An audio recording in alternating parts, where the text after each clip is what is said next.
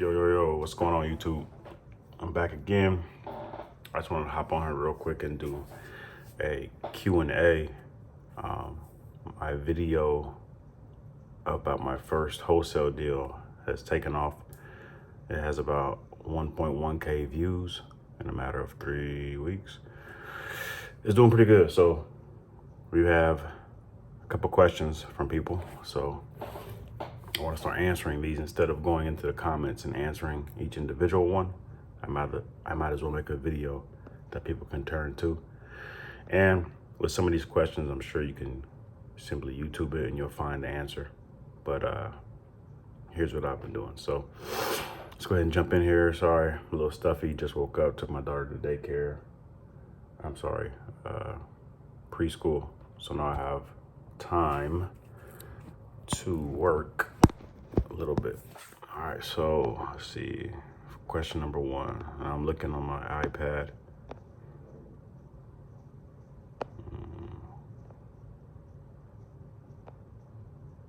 Okay, so this is a new comment 22 minutes ago. And today is August 4th. My birthday was yesterday. Just turned 30. The dirty 30. But yeah, all right. This one says, thanks for this. I have 3 distressed properties in my neighborhood. What's the best way to find investors? So I'm assuming she means the best way to buy or find buyers. And first and foremost, if you have a good deal and you list it, the buyers are gonna come to you. Sorry guys. Regardless,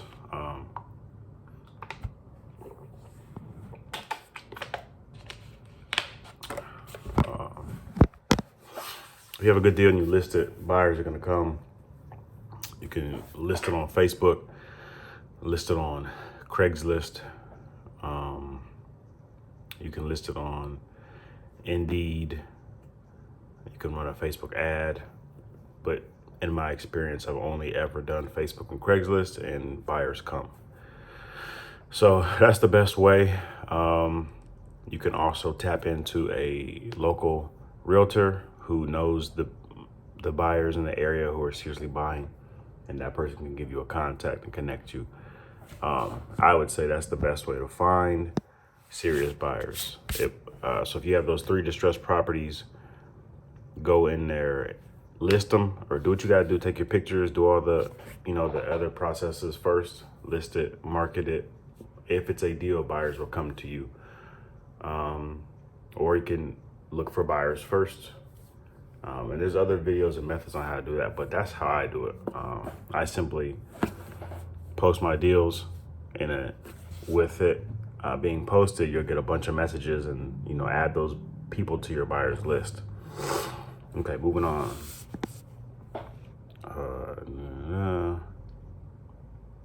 Finding motivated sellers. This one's from David Valentine. The last question was from Letitia Jordan. David Valentine says, nice video, and I enjoyed it. I'm currently trying to land my first deal, but having trouble finding motivated sellers.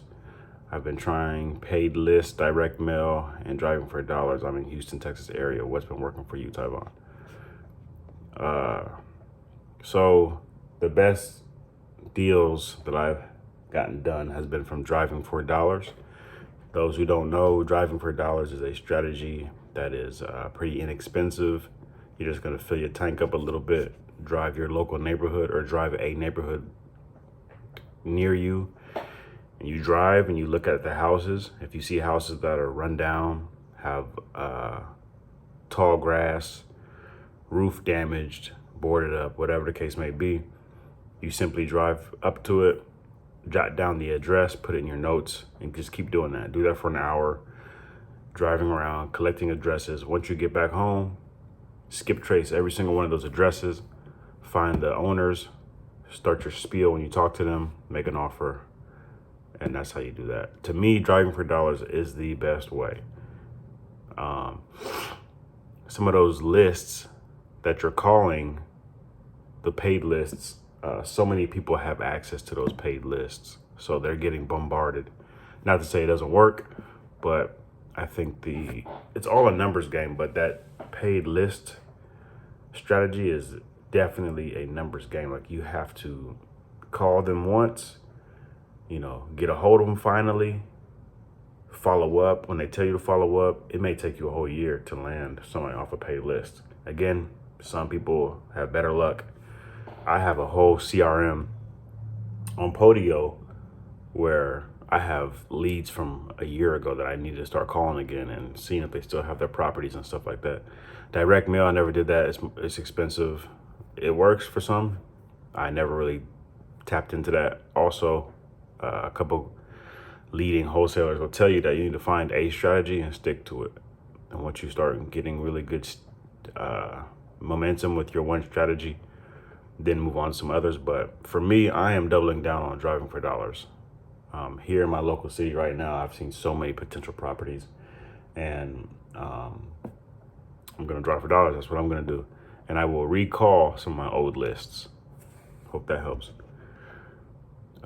This one's from, I'm going to butcher this name, Yokov Halavi. Any tips, advice on when doing first deal, worrying about not finding any cash buyers due to the large issue of the house foundation? Also, is it okay to market on Facebook, etc., after getting executed contract? So again, if you're looking for cash buyers, there's lots of videos on YouTube on how to find cash buyers. I just simply post my deals. Once I get all these phone calls from people, messages, emails, I add them to a list of potential buyers. Boom, that's my buyers list.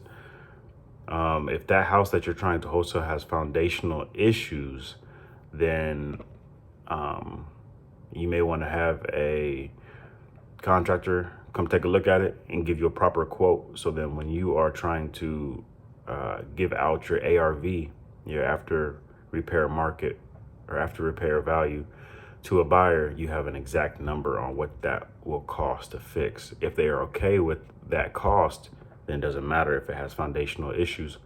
The problem will be if, we'll just say, easy math, it's going to cost $10,000 to fix the foundation, and you are telling people it's only going to cost $2,000. Then that's, then you're not going to get the deal done.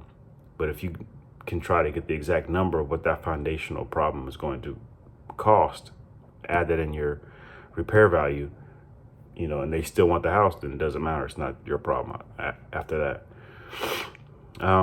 Also, is it okay to market on Facebook, etc.? Yes, it's okay to market on Facebook. The only time you will run into problems is if the seller has already had that property on Facebook Marketplace and they've been trying to sell it on Facebook Marketplace. Then you come, do your thing, get under contract, blah, blah, blah. Now you list it on Facebook. Say they listed it for 10,000, then you list it on Facebook for 15,000. They're going to ask you, like, hey, why do you have my property on Facebook? Then that's the conversation you have to have with them. Now, if it's not been listed on Facebook and they're just trying to sell it, then you should list it. No problem. You'll be fine. You may have other nosy people say, hey, I know this house. Why is it listed? Blah, blah. Then you tell them what you're doing. But I think I answered this question in the comments, but you shouldn't have that problem if you're telling them what you're doing. You tell them straight up front that you're a wholesaler and you make a you charge a performance fee from local buyers. And if you establish that relationship and trust, they won't ask you for anything, because they won't ask any questions, because you're going to get them the number that they've asked for or the number that you guys have negotiated. Just be honest, be truthful. And I would like to do a video of me calling potential sellers so people can kind of see what that looks like and hear what it sounds like to do that. Hope that answers that question. All right, let's see.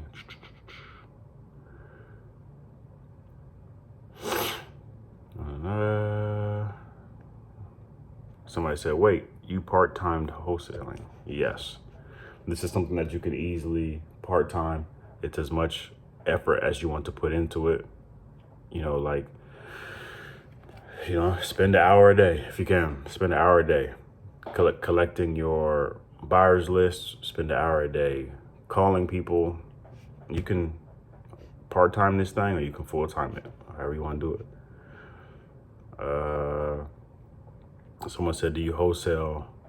Do you know how to wholesale virtually? Yes. Virtually wholesaling is basically the exact same concept. It's an easy concept, and the only difference is you will need to hire a bird dog, is what they call it, or someone who's boots on the ground. So if I'm trying to wholesale in Indiana and I need pictures of that property in Indiana, then I need to hire someone via Facebook groups, Craigslist, to go to the property, take all the pictures for me, send me the pictures, then I will market it. Once I start getting buyers wanting to come walk the property, then you have that same person walk them for you. Give them whatever rules, criteria you have. It's better to work with another wholesaler in that area and just JV it with them.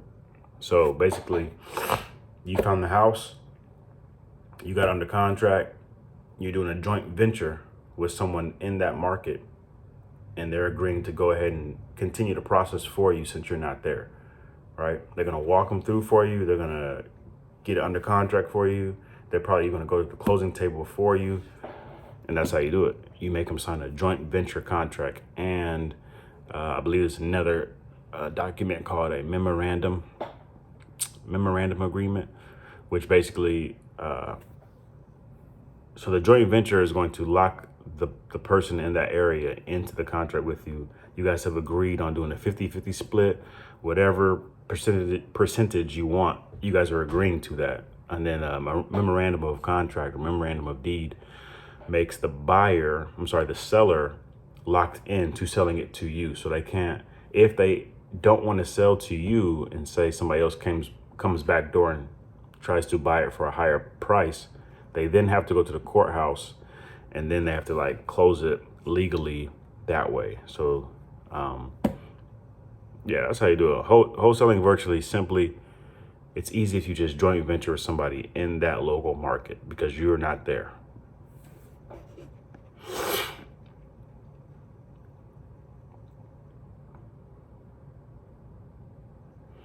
Okay, well, that video answers all those questions. Yeah, man, I just wanted to jump on, answer these questions real quick. Also, today I plan to start working on some of my old leads that I have. I'm going to call them, talk to some people. Also, there's a lot of houses here that are vacant. So I'm going to be trying to skip trace these houses, go to the houses, do a little work today, man. I have not been on my game like I should be. I mentioned that in my other videos, but with me getting some more free time and not so focused on my fire department like I've been mentioning in my videos, I should be able to focus again. My very last test for the fire department is the 28th of August. So once I'm done with that, things are going to take off like a rocket. But for now, I think that's it, man. Get to it, grind, move the needle forward. Today for me is going to be a needle moving day, trying to just get closer to my goals and whatever I'm trying to do. But I think that's it, man. Just a quick little Q&A, no special edits, no intro, whatever. Just shoot it, upload it, and go. Answer these questions for people. There may be questions on other videos, but if you have not checked out my other videos, I just uploaded a video on how we made money in one of my other businesses, which is a 360 photo booth. Check that out if you're interested. Again, if you have any questions, comment below. I will answer. Thanks for tuning in, subscribing. We are at 98 subscribers, I think. 98 subscribers. So almost to our first 100. Appreciate it. This video, my last video, about my wholesaling story has 1,100 views. It's crazy. So the channel is growing, man. People are out here trying to get an extra bag, and it's beautiful. So that's it. Peace.